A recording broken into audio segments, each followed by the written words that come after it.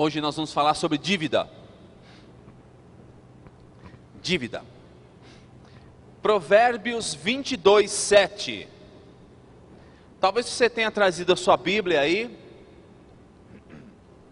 e queira acompanhar, mas eu vou ler Provérbios 22, 7 numa versão diferente. Não é diferente, mas não é muito usual. É a Bíblia Viva. A Bíblia Viva diz assim, Provérbios 22, 7. Assim como os pobres são dominados pelos ricos, quem pede dinheiro emprestado se torna escravo de quem empresta. Vou ler de novo. Assim como os pobres são dominados pelos ricos, quem pede dinheiro emprestado se torna escravo de quem empresta. O que é dívida? Tá, vou dizer para vocês. Primeiro eu vou assentar aqui uma terminologia técnica. Dívida é todo dinheiro, dívida é toda propriedade que uma pessoa é obrigada a pagar a outra. Isso é dívida. E quais são os tipos de dívidas que nós temos? Fatura do cartão de crédito, dívida pesada. Empréstimo bancário, dinheiro emprestado de parentes e amigos, dívida. Financiamentos diversos, carnês diversos, contas diversas pagas fora do prazo. Veja, precisamos entender uma coisa aqui. Quando eu pago conta de água, luz, telefone, isso não é dívida.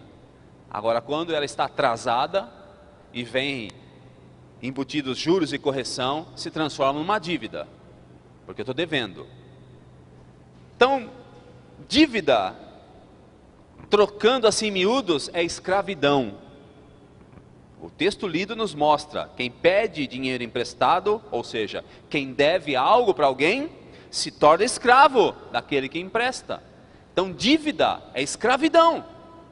Não tem outro termo mais próximo da realidade. Quem deve, infelizmente, se tornou escravo de alguém. Pode ser de uma pessoa, pode ser de uma instituição, mas é escravo mesmo. Não é escravo a ponto de você ter que se prestar a serviços braçais, ou o que quer que seja.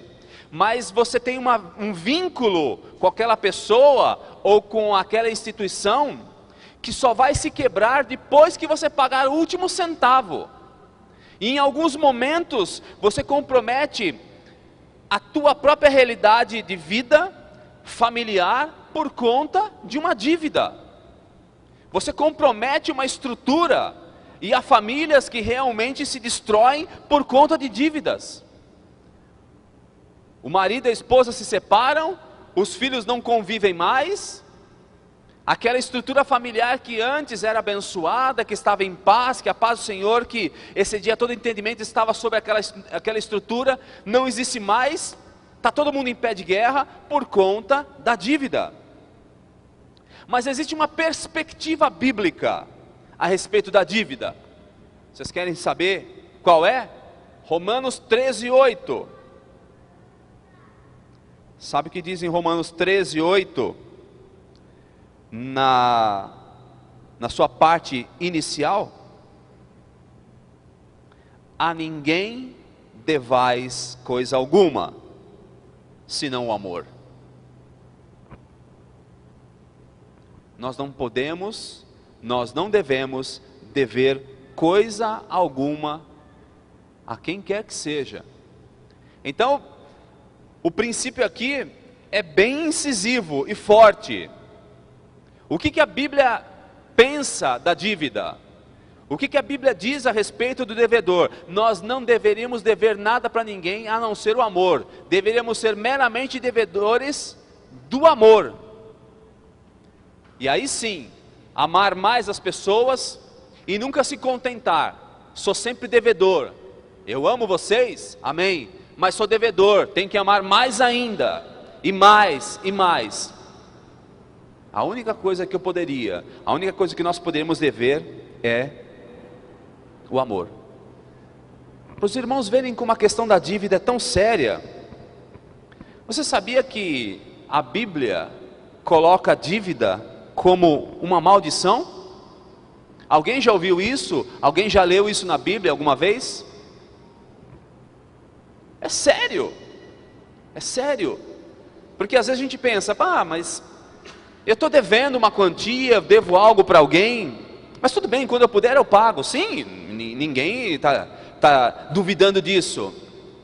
Mas existe um laço forte e espiritual por trás disso, e às vezes nós não entendemos, porque de fato Deus não quer que nós venhamos a dever nada para quem quer que seja, e Ele coloca algum referencial. Convido vocês a darem uma olhadinha em Deuteronômio no capítulo 28. Esse capítulo ele é bastante conhecido, porque ele fala a respeito de um momento onde são liberadas bênçãos e maldições. O Senhor pontua isso dessa forma.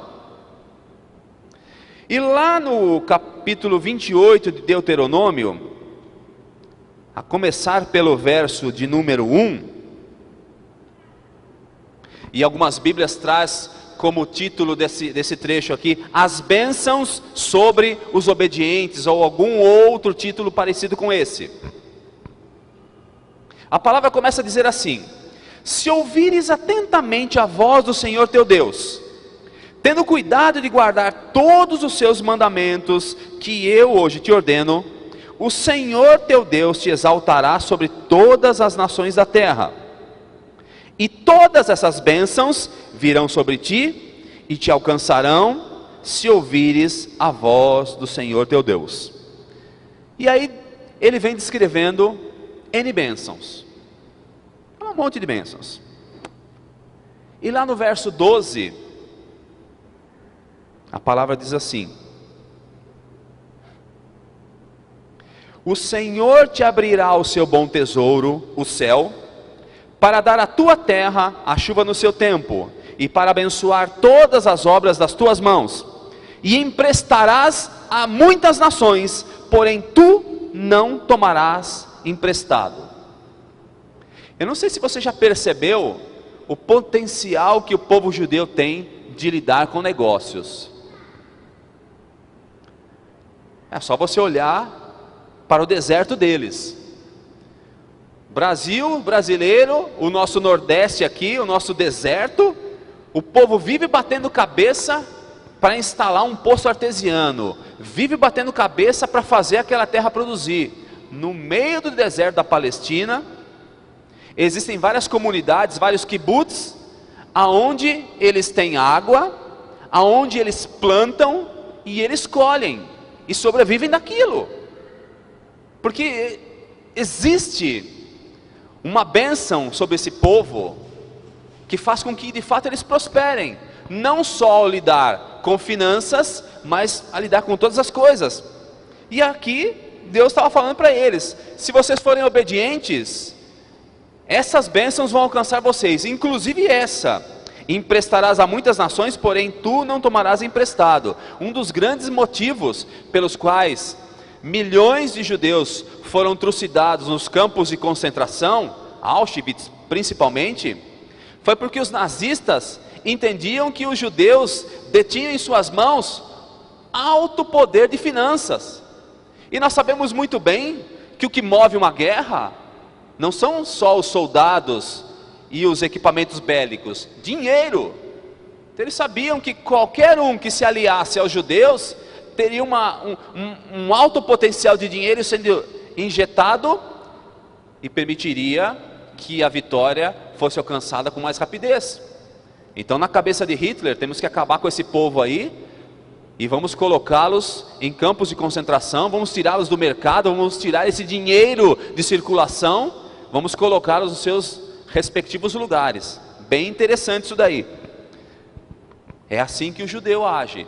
Ao lidar com finanças, ao lidar com negócios, ele prospera muito. Mas, conforme eu estava dizendo para vocês, dívida é maldição. No mesmo capítulo 28, a partir do verso 15, diz assim: as maldições da desobediência. E aí ele abre assim: se porém não ouvires a voz do Senhor teu Deus, se não cuidares em cumprir todos os seus mandamentos e os seus estatutos que eu hoje te ordeno, virão sobre ti todas essas maldições e te alcançarão. E aí ele coloca N maldições. Mas eu queria chamar a atenção para o verso 43 e 44, no final do capítulo. É um monte de maldição aqui. Aí 43 e 44. O estrangeiro que está no meio de ti se elevará cada vez mais sobre ti, e tu cada vez mais descerás. Ele emprestará a ti, porém tu não emprestarás a ele. Ele será a cabeça e tu serás a cauda. Na concepção divina, dever era sinal de maldição. Era maldição advinda da desobediência, de não ouvir a palavra do Senhor e de não colocar em prática. Era dessa forma que o Senhor Deus entendia. Então, a perspectiva bíblica é: primeiro, não se dever nada para ninguém, a não ser o amor. Segundo, é considerada maldição. Outra coisa interessante: quando eu devo, eu acabo me transformando assim numa espécie de adivinho do homem ou da mulher da bola de cristal. Por quê? Porque quando eu devo, eu faço suposições antecipadas sobre o amanhã. Quando eu e você fazemos uma dívida, o que nós estamos pressupondo? Bom, eu quero comprar um televisor de 100 polegadas. Aí ele custa 5 mil, 10 mil, sei lá quanto. Hoje eu não tenho esse dinheiro. Mas eu quero tanto. Mas eu posso comprar parceladamente, em 150 prestações. Amanhã eu vou ter dinheiro para pagar. Então eu faço uma pressuposição de que eu vou no futuro ganhar o suficiente para pagar aquela dívida que eu estou fazendo. Eu pressuponho que eu vou ter recursos suficientes para pagar aquela dívida. Só que o que sempre acontece é, nós nunca ficamos satisfeitos, contentes, ou nós nunca paramos numa única dívida. Porque aí você acha, bom, eu consegui parcelar aqui esse televisor em 150 parcelas, então estou tirando um pouquinho das minhas entradas para pagar aquela dívida. Mas eu quero uma outra coisa, parcelo também e tiro outro pouquinho. Mas eu preciso de uma outra coisa, tiro outro pouquinho. E assim eu vou tirando de pouquinho em pouquinho, vou me endividando, vou jogando para frente, supondo que lá na frente eu vou conseguir saldar essas dívidas todas, e eu acabo não saldando dívida alguma, e aí eu vou me enroscando, eu peço empréstimo no banco, eu peço dinheiro para amigos, para parentes, vou aumentando as dívidas, aumentando, até que eu não tenho mais como sair disso daí tudo, não tem mais saída. E aí então tem um texto de Tiago, que eu queria ler para vocês, que vem falar justamente a respeito deste procedimento. Tiago, no seu capítulo 4, em verso 13, olha só o que Tiago fala: e agora, vós que dizeis, hoje ou amanhã iremos a tal cidade, lá passaremos um ano, negociaremos e ganharemos. No entanto, não sabeis o que sucederá amanhã. Que é vossa vida? Sois um vapor que aparece por um pouco e logo se desvanece.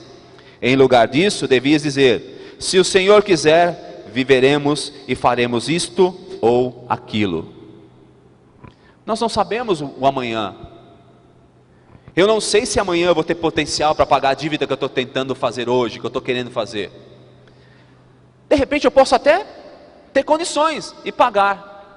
Mas e se de repente mudar alguma coisa, fugir do controle? O correto era, antes de nós pensarmos em fazer qualquer dívida, orarmos ao Senhor.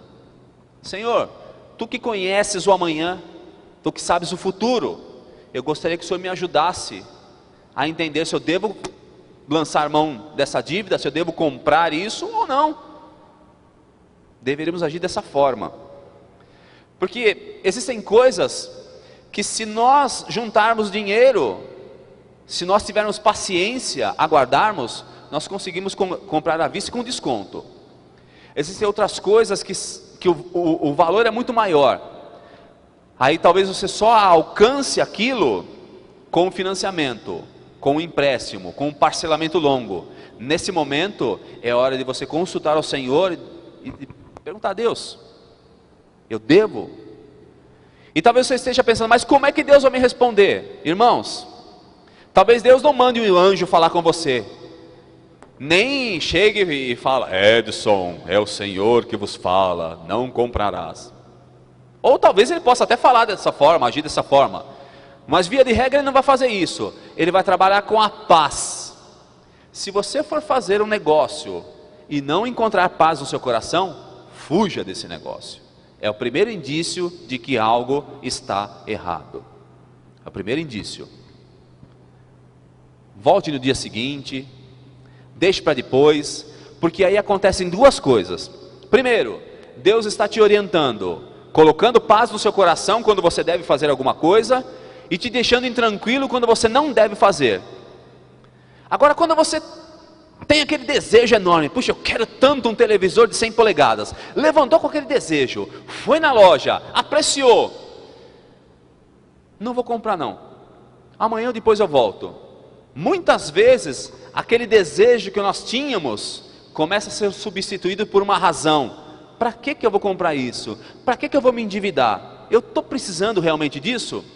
Quando você não é apressado, apressada, quando você age com paciência e deixa para depois, você reflete melhor e acaba não se endividando. E de repente descobrindo que você não precisa daquilo. Que o seu televisor menorzinho que você tem em casa funciona tão bem quanto.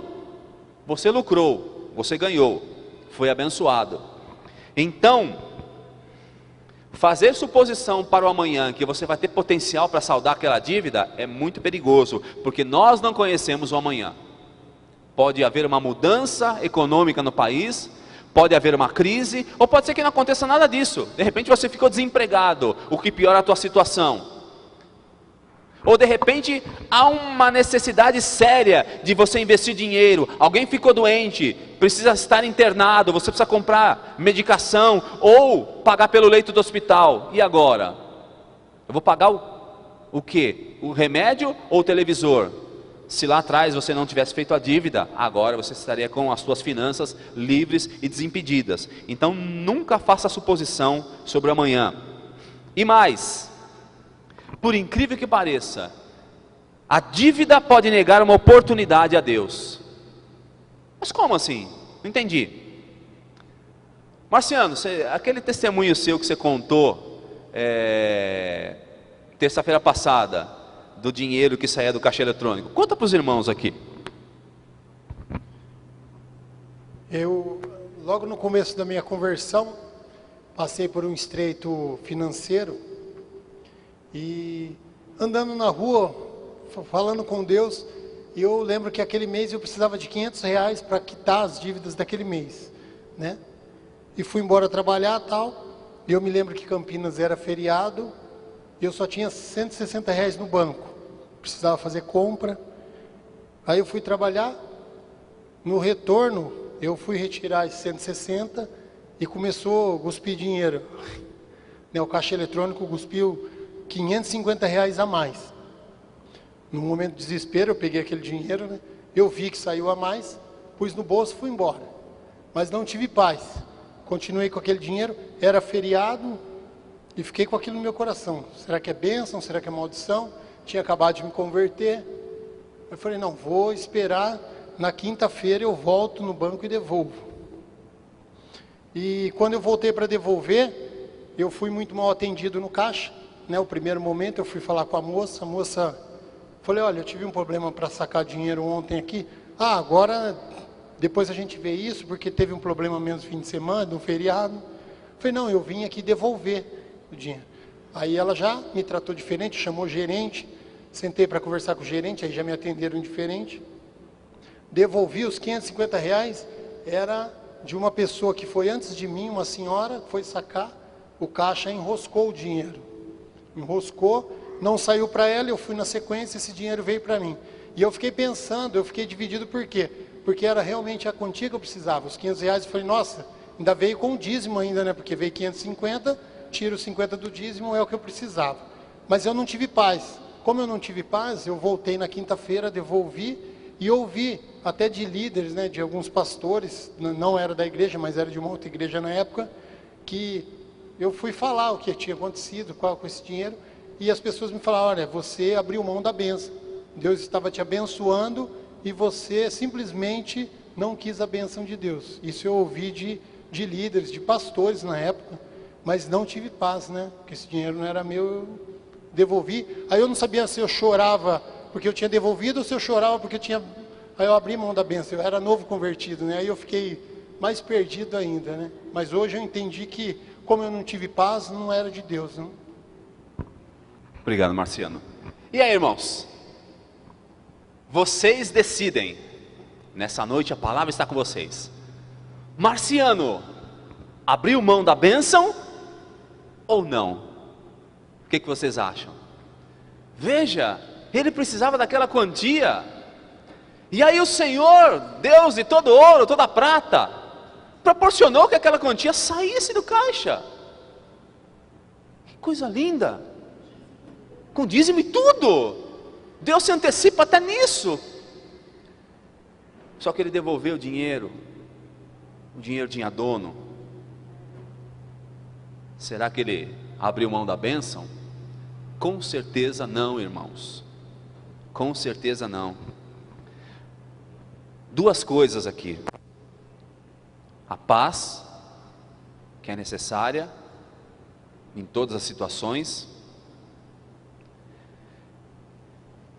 E se você quer ver Deus realizar um milagre na sua vida, não espere que você possa explicar esse milagre, porque quando nós podemos explicar, talvez não seja exatamente um milagre.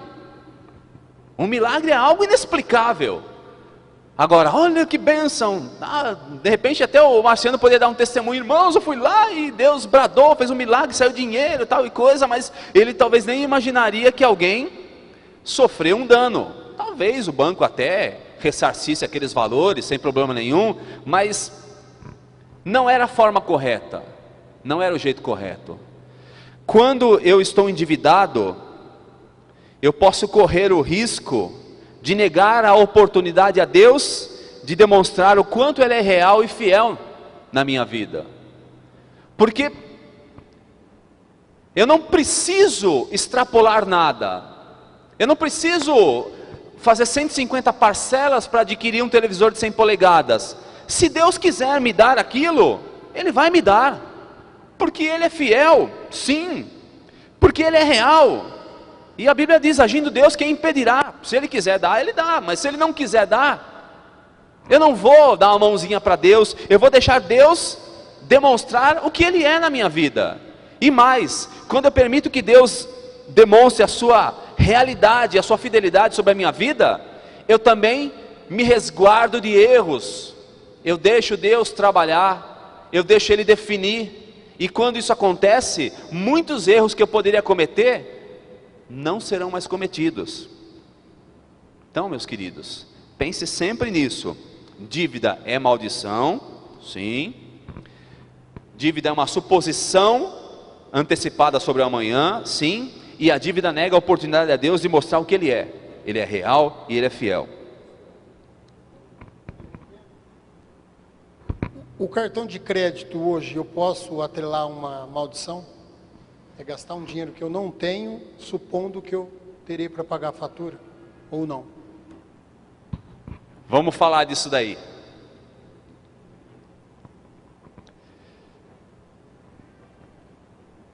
Dá um minutinho que eu vou avançar aqui. Tem uma frase que eu quero dizer e que bate com isso daí.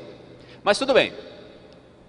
Marciano colocou aqui se o uso do cartão de crédito pode ser entendido como maldição. Bom, num primeiro momento, a gente sabe muito bem o que é você fazer uma dívida no cartão de crédito e depois, porventura, não ter o dinheiro para pagar, cair naquele abençoado, aquele rotativo, e aquilo vai te destruindo. Vai te destruindo. Porque salvo o melhor juízo, a maior taxa de juros hoje deve ser do cartão de crédito, não deve ter algo maior, não sei. Mas tudo bem, vamos supor que estamos aqui hoje e que nós tenhamos pessoas que estão ouvindo isso daqui, viram que dívida é escravidão, que é maldição, que é suposição, que nega oportunidade a Deus, mas você está endividado. E agora? Como você vai se livrar disso? Ou quais são os remédios a serem utilizados? Bom, irmãos, a primeira coisa que você tem que fazer, está endividado? Ore. Na verdade, deveria ter orado antes, né? Antes de fazer a dívida. Só que nem tudo está perdido. Ore. Para que eu vou orar agora? Você vai pedir ajuda ao Senhor. Senhor, misericórdia, eu fiz bobagem, eu não deveria ter feito isso, fiz bobagem, me dê a direção para poder lidar com esta situação. Ótimo. Primeiro passo, eu diria que 50% do teu problema já está resolvido. Se a tua dívida é 1 milhão, 500 mil já foi pago, porque quando a gente ora, o milagre começa a acontecer. Tá. Só que agora você precisa tomar algumas medidas sérias. Aliste seus bens e entradas. Você vai pegar uma folha de papel mesmo, e você vai pensar, o que eu tenho? Ah, eu tenho um carro, vale tanto. Eu tenho uma casa, eu tenho uma bicicleta, eu tenho um patinete. Não, os bens de maior valor, anota ali. E quanto você ganha, as suas entradas? Bom, esses são os meus bens, o valor deles. Aqui eu recebo tanto de salário, eu tenho essa pensão, eu tenho isso. Coloca tudo ali. Esse é o lado positivo da tua análise. Anotou todo o teu potencial positivo. Agora você pega uma outra folha e alista tudo que você deve.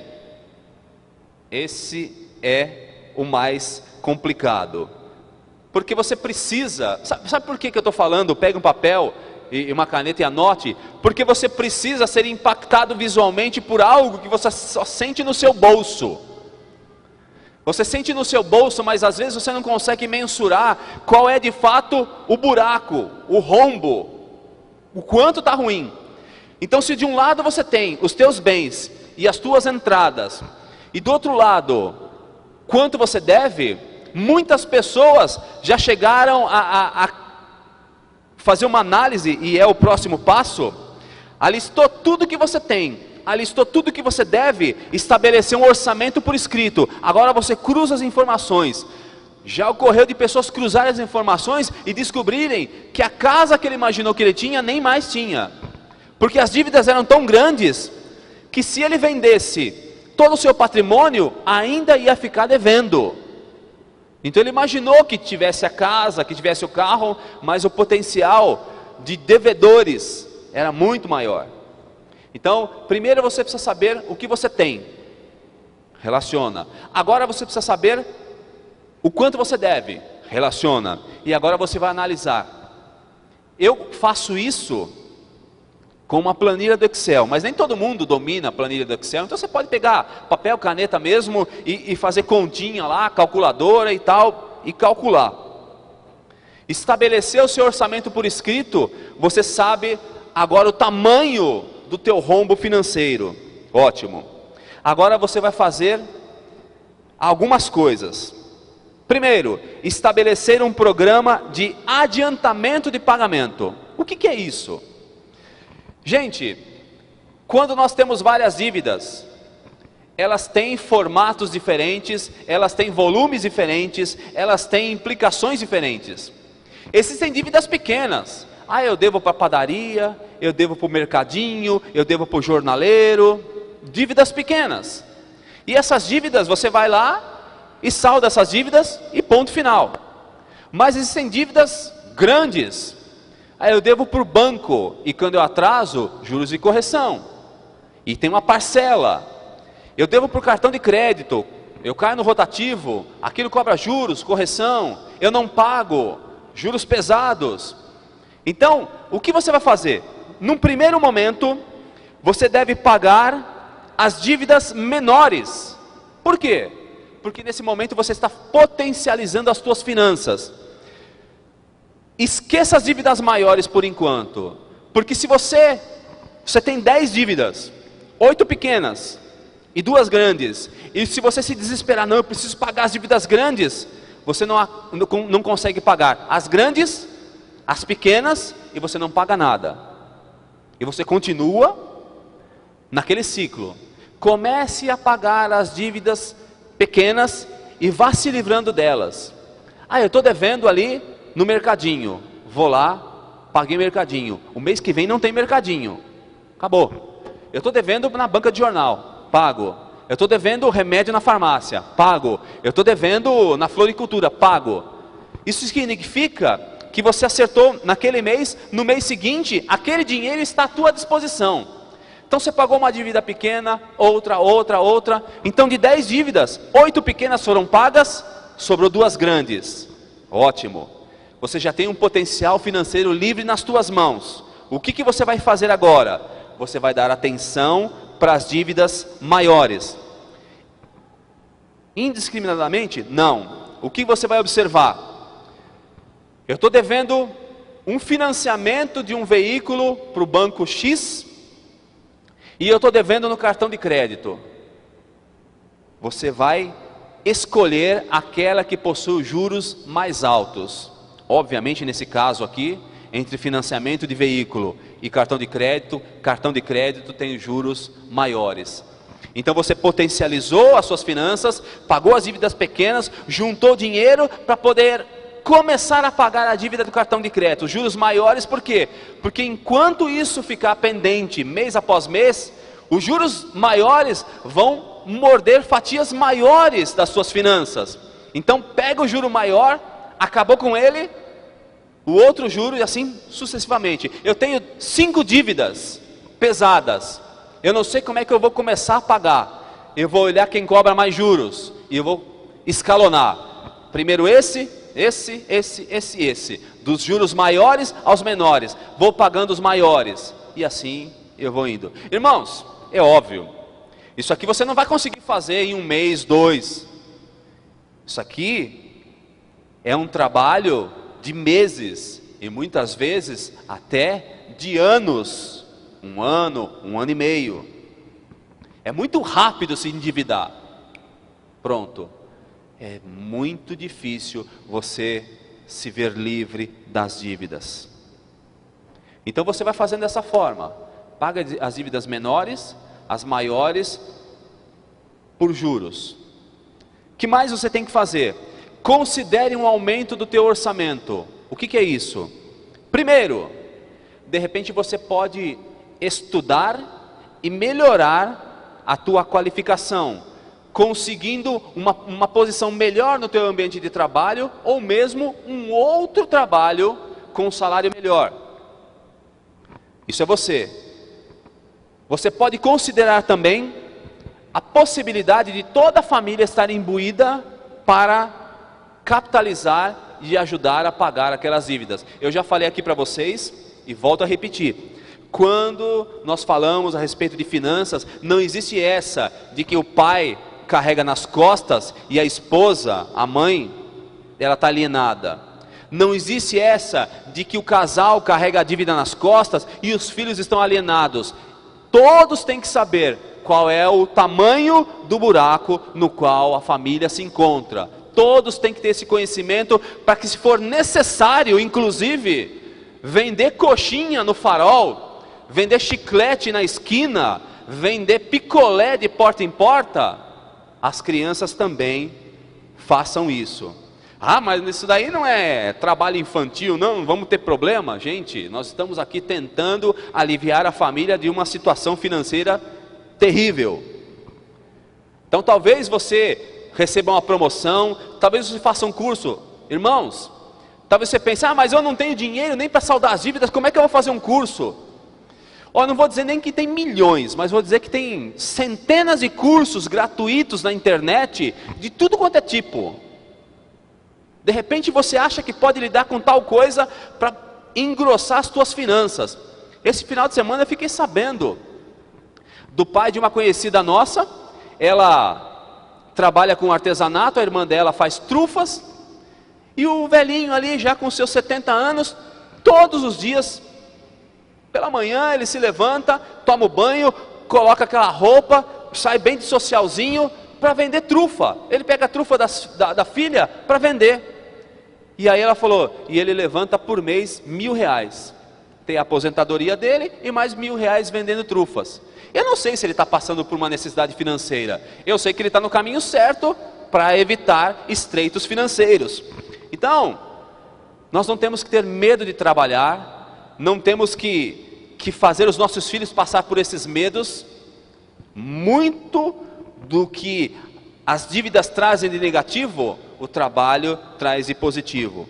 Então talvez você possa se qualificar com um curso da internet e fazer alguma outra coisa diferente, ou ser aproveitado do seu ambiente de trabalho, ou conseguir um outro trabalho, ou as pessoas da família trabalharem.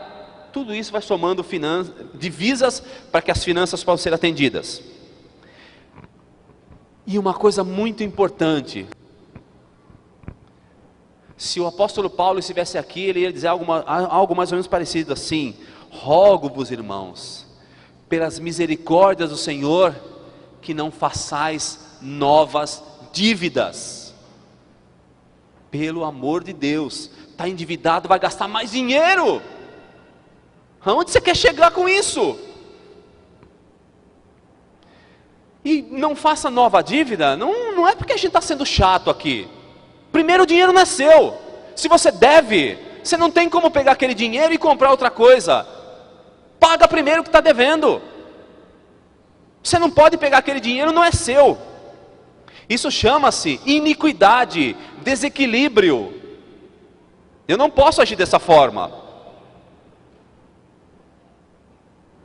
Segundo, vou comprar alguma coisa, vou fugir da dívida, vou pagar à vista, em dinheiro ou no débito e com desconto. Porque hoje em dia, quando você chega numa loja e você apresenta lá o cartão de débito, ele já fala, mas tem aí 2, 3% a mais. Se é cartão de crédito, vai ter mais um pouquinho a mais. Agora, se você tem o dinheiro e vai lá e fala, é aqui, uma em cima da outra, quanto é que você me dá de desconto? Eles começam a tirar tudo aquilo que eles acresceriam e mais um descontinho. Então, não faça dívida nova, se tiver que gastar, pague à vista e com desconto. E aí, nós chegamos na frase que eu queria ler aqui. Uma frase bem interessante: gosto muito de cartão de crédito, pois posso comprar mais. O que vocês acham dessa frase, irmãos? Perigosa, porque o que o cartão de fato faz com a gente? Escraviza. Não vou nem colocar em termos de maldição, vou colocar no termo inicial, escravidão, porque ele vai me amarrar.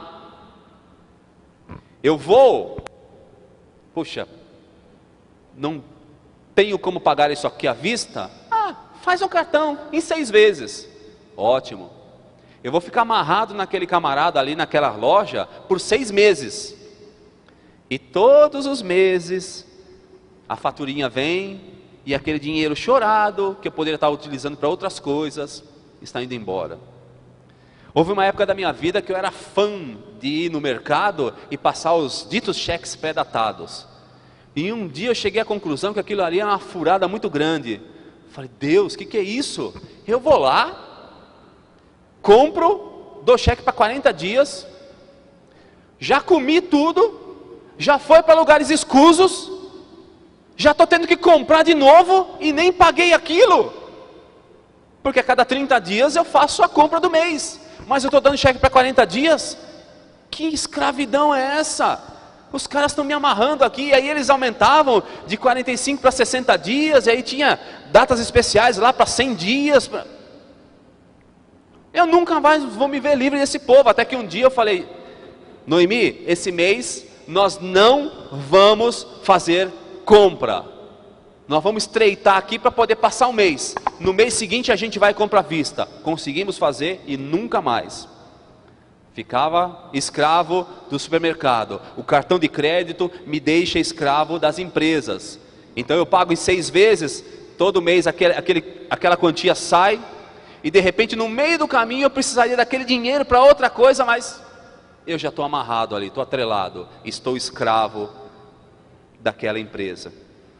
Então não colocaria como cartão de crédito é maldito, eu colocaria que nos escraviza mais do que qualquer outra coisa, muito mais. Procure ser um pouquinho mais satisfeito com aquilo que você tem. Tem um mistério aqui. Olha só. O mistério do quanto mais. Quanto mais TV você assiste, quanto mais revistas e catálogos você vê, quanto mais vitrines você olha, mais você gasta. O norte-americano, ele é fissurado em ficar na frente da televisão com controle remoto ali, e aqueles programas tipo Polishop, aquelas coisas todas. Aí, o inigualável, você não pode perder, e ele acompanha com não sei o que lá, e não sei o que, e aí ele fica fissurado naquilo, eu preciso ter isso. E existem norte-americanos que têm um quarto só para ficar acumulando aquelas coisas que ele compra, se usar uma vez só, muito que bem, às vezes nem usa. Nem usa.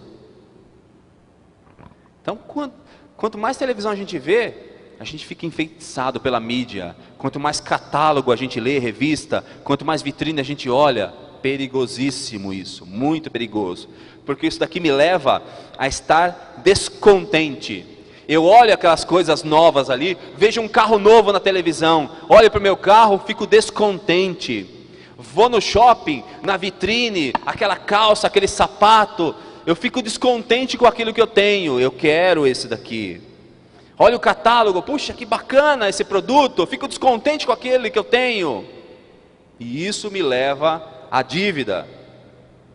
Seja um pouquinho mais satisfeito com aquilo que você tem, principalmente se você está endividado, endividada, você precisa se ver livre disso. E mais, considere assim, sinceramente, uma mudança no estilo da tua vida. Rápido isso, hein? Rápido. Primeiro, coma mais em casa.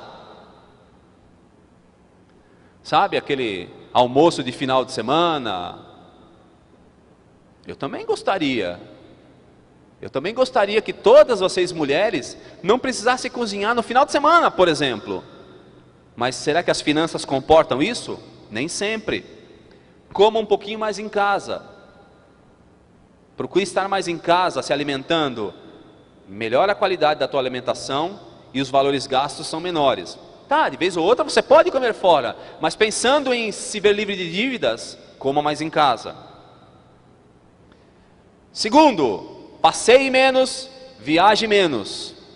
É proibido passear? Não. É pecado viajar? Não. Mas quando eu e você estamos endividados, eu preciso, não dá para mês sim, mês não estar viajando. E é duro, irmãos, eu já fiz bobagem como essa. De sair endividado, duro, ostentando o que não tinha, viajei, passeei e voltei pior. Com mais coisa para pagar, com mais problema para resolver, aquilo que deveria ser um lazer, um descanso para minha mente, se transformou num verdadeiro inferno. Então, quando você quer se ver livre de dívidas, você precisa viajar um pouco menos e passear um pouco menos. Precisa aprender a morar melhor também. Sim. O que é morar melhor? Talvez, nesse momento de endividamento, uma casa que você vive ali, de aluguel, por exemplo, com 5 quartos, poderia ser substituído por uma de 2 quartos, com a metade do valor. Naquele momento. Ou como um amigo meu, que veio me procurar. O aluguel dele era mais de R$1.000, uma casa de 3 dormitórios em Nova Odessa. Ele fez um negócio ali, baixaram os valores do aluguel, e agora vai para R$1.200. E aí ele veio me pedir ajuda. Eu tenho uma casa que está parada ali em Nova Odessa.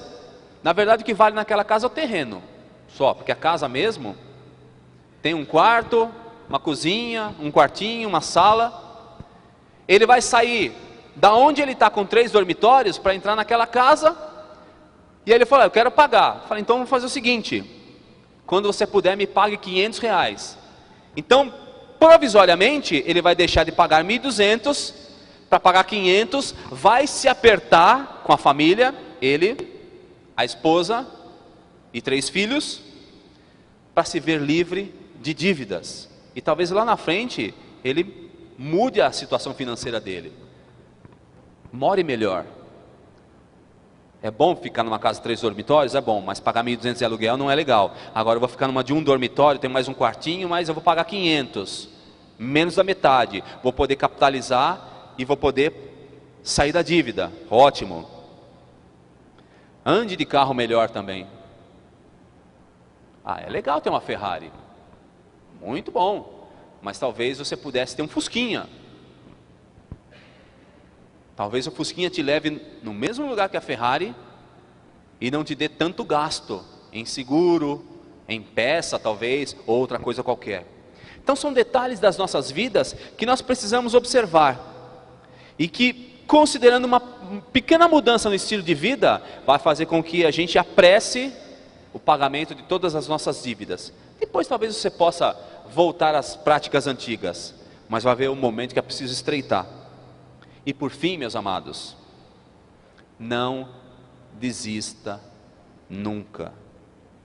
Não pare.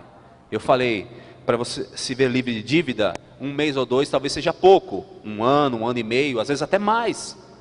E talvez chegue na metade e você fala, não tem jeito, não tem jeito. Irmãos, irmãs, tem jeito sim, continue mais um pouco.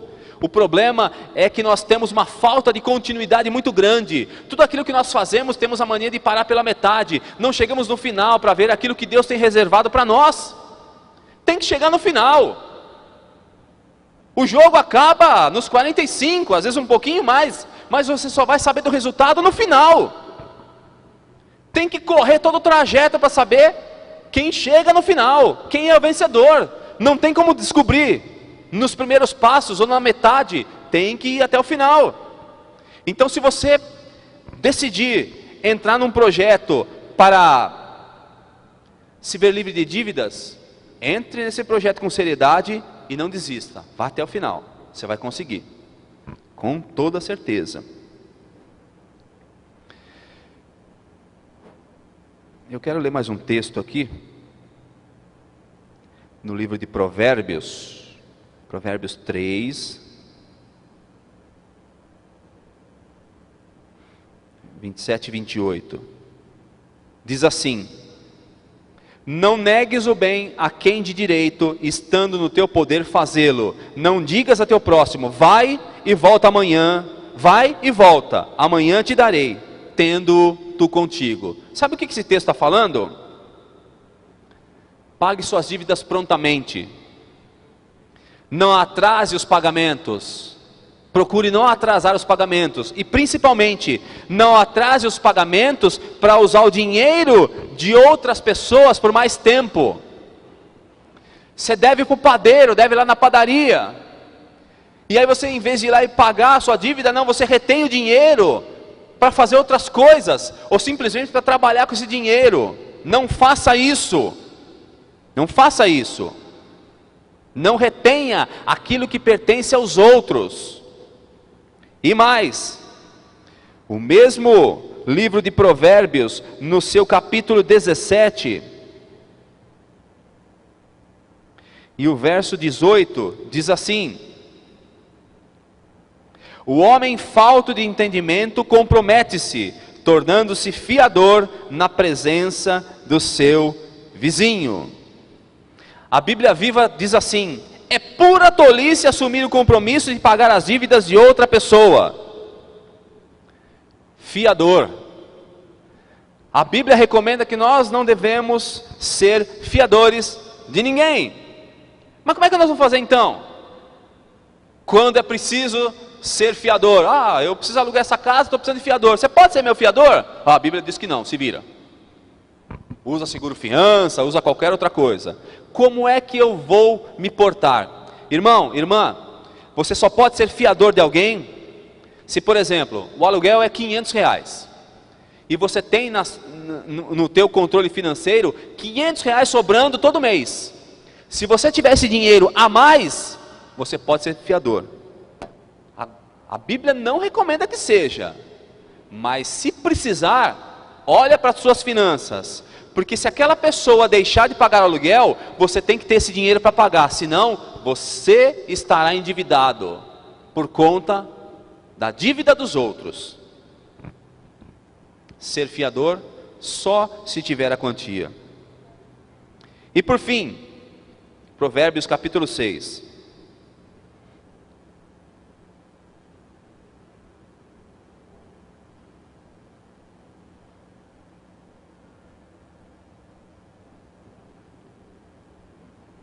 Provérbios capítulo 6, verso 1 a 5. Filho meu, se ficaste por fiador do teu próximo, se te empenhaste por um estranho, estás enredado pelos teus lábios, estás preso pelas palavras da tua boca. Faze por isso agora, filho meu, e livra-te, pois já caíste nas mãos do teu próximo. Vai, humilha-te e importuna o teu próximo. Não dê sono aos teus olhos, nem adormecimento às suas pálpebras. Livra-te como a gazela da mão do caçador e como a ave da mão do passarinheiro. A Bíblia está recomendando que se você se tornou fiador de alguém, foge, para que você não tenha problema no futuro. Para a gente encerrar, a sociedade diz: você pode contrair dívidas quando e como quiser. Compre agora e pague depois. Isso é o que a sociedade fala. Pode comprar agora e pagar depois. O que as escrituras dizem? Deus desencoraja o endividamento porque Ele, Deus, quer tornar-nos livres para servi-lo. Uma coisa é certa: quando nós estamos endividados, escravizados pelas dívidas, nós passamos a servir ao Senhor de forma diferenciada, porque tudo para nós gira em torno de como é que eu vou me ver livre dessa situação, e acabamos nos esquecendo da verdadeira fonte, que é o Senhor. Portanto, a primeira medida é orar e buscar orientação, a ajuda do Senhor. Esse é o primeiro passo, esse é o caminho mais certo. Os outros passos são acessórios, o principal é orar. Nunca se esquecer de Deus, nunca se afastar de Deus, para você poder lidar com dívidas, porque é ali que está a fonte da resolução dos teus problemas financeiros. Amém, irmãos?